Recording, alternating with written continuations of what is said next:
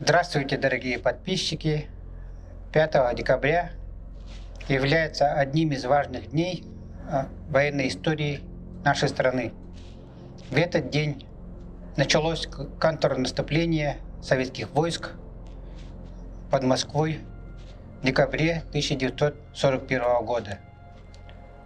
Наступлению советских войск предшествовало наступление войск вермахта. Называлась эта операция «Тайфун». По плану этой операции предполагалось окружение города Москвы и ее взятие.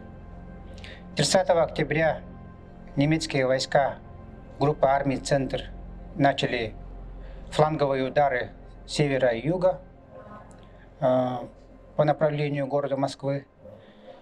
Вначале они продвигались успешно. Продвижение было до конца ноября 1941 года. В ходе продвижения немецкие войска окружили, уничтожили и взяли в плен более 500 000 советских солдат и офицеров нескольких армий Брянского и Западного фронтов. Но в конце ноября немецкие войска, хотя и подошли близко к Кремлю на 29-35 километров, они даже разглядывали в полевые бинокли крупные здания города Москвы, но так и не смогли взломать оборонные линии. Героическое сопротивление советских войск и ополчения. У немецких войск не было зимнего обмундирования, подбито было очень много техники и самолетов. Также были большие потери. В некоторых полках, например, оставались 100 и 200 бойцов. Они были вымотаны, но то, что у них не было зимнего обмундирования, говорит о том, что говорит о легкомыслии и потере чувства реальности у руководства фашистской Германии, когда оно планировало начать войну с Советским Союзом. Они рассчитывали завершить войну с Советским Союзом до начала зимы. Был период в обороне Москвы, когда наступил тот критический период. Войска, оборонявшие дальние подступы к Москве, были разбиты. Поэтому советское командование очень быстро мобилизовало в ряды обороны народное ополчение. Были срочно призваны курсанты военных училищ, а также слушатели военно-политической академии имени Ленина. Также народное ополчение и гражданское население строило оборонные укрепления, так называемую Можайскую линию обороны. И эти ополчения, это гражданское население очень сильно помогло регулярной советской армии на некоторое время задержать наступление противника, что позволило подтянуть ставки дивизии из глубины страны и выправить положение. К началу наступления советское командование сосредоточило свыше 1 000 000 солдат и офицеров, более 7 000 орудий и минометов, более 400 установок реактивной артиллерии, более 700 танков и 1000 самолетов. В группе армий «Центр» было 1 708 000 человек, свыше 13 000 орудий и минометов, свыше 1000 танков и 615 самолетов. Как видим, германские войска превосходили советские войска численно, уступая лишь в авиации. Но тем не менее, советское командование с целью предотвращения дальнейшего усиления противника 5 декабря начала наступательную операцию войсками Калининского, а 6 декабря войсками Западного и Юго-Западного фронтов. Через 3 дня наступления советских войск Гитлер был вынужден подписать о переходе к обороне своих войск, и 5 декабря отмечается как День воинской славы России. Части 10-й армии начали наступление 6 декабря и уже на следующий день освободили город Михайлов, а через 2 дня город Венев, затем город Солиногорск и железнодорожную станцию Узловая. 14 декабря наступление начали дивизии 49-й армии. В результате был освобожден город Алексин и разгромлены 3 пехотные дивизии противника. Затем были захвачены плацдармы на левом берегу реки Ока. Освобожден город Таруса. Советские войска наступали далее, отбросив врага на 100 километров. 16 декабря командующий Западным фронтом отдал приказ, не останавливая преследование противника, освободить Калугу. В результате наступления советских войск в районе Ельца, Тулы и Михайлова создалась угроза окружения 2-й танковой армии Гудериана, и он приказал отступать на Орел, а левым флангом на Юхнов.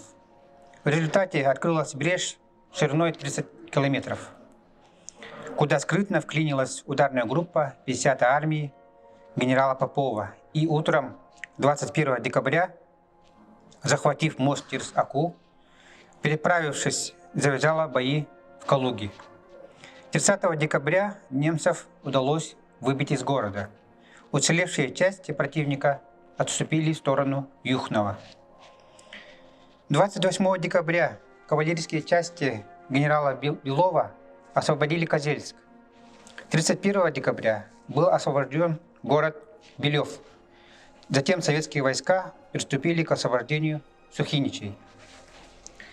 7 января 1942 года советское командование приказало Калининскому и Западному фронтам, охватывающими ударами с флангов северо-западнее Ржева и направлении Юхнова и Гжатска, расчленить и окружить силы группы армий «Центр» в районе Ржева, Вязьмы, Юхнова и Гжатска.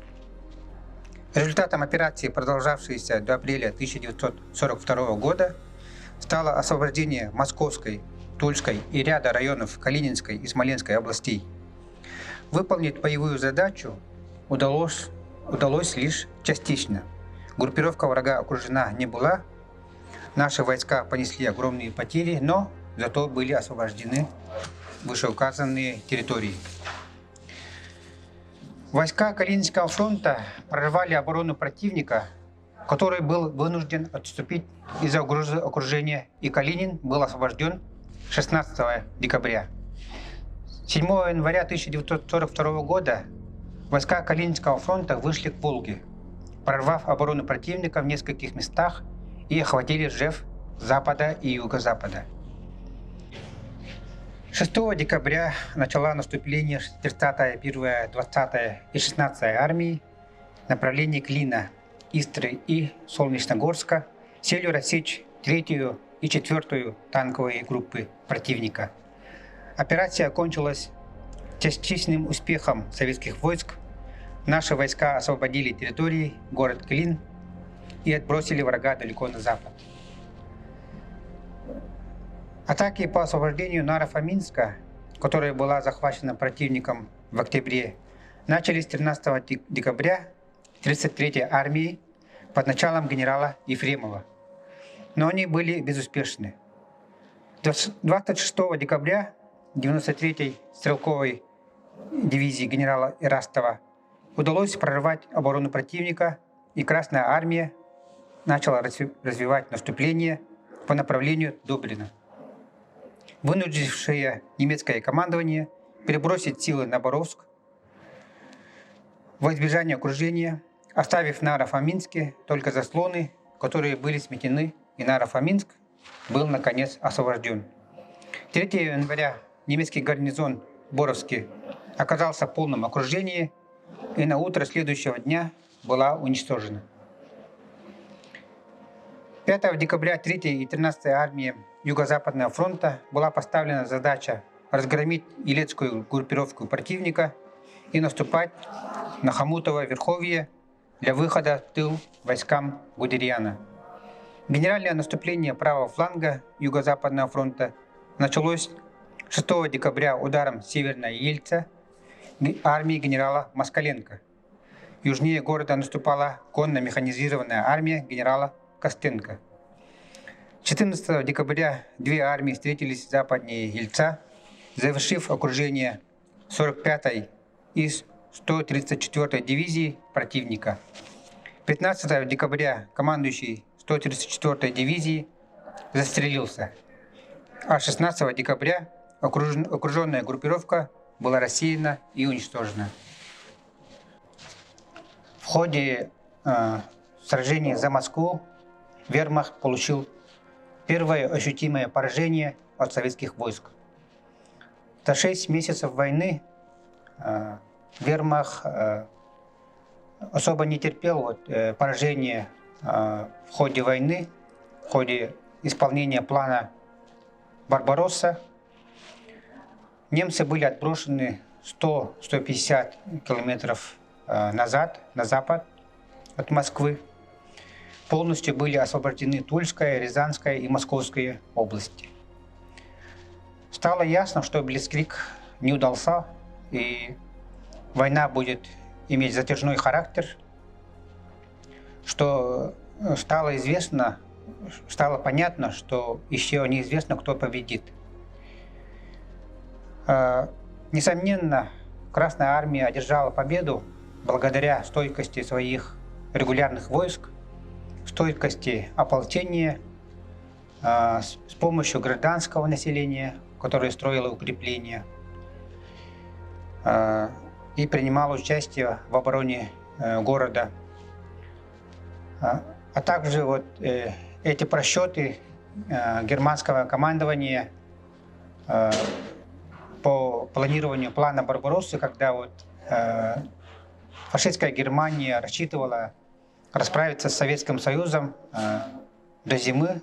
Это, конечно, для германского командования были огромные просчеты, даже легкомыслие, потеря чувства реальности, которое привело к трагическому концу фашистской Германии в мае 1945 года.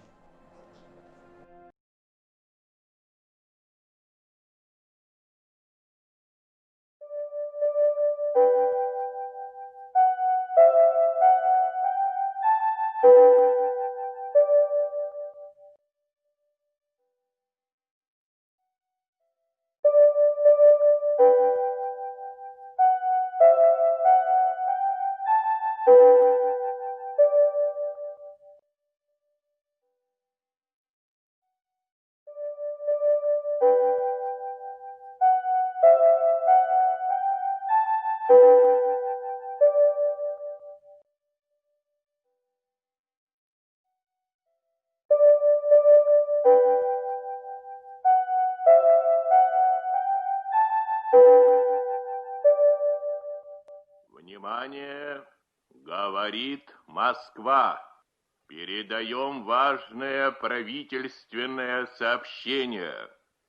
Граждане и гражданки Советского Союза, сегодня в 4 часа утра, без всякого объявления войны, германские вооруженные силы атаковали границы Советского Союза. Началась Великая Отечественная война советского народа против немецко-фашистских захватчиков. Наше дело правое, враг будет разбит, победа будет за нами!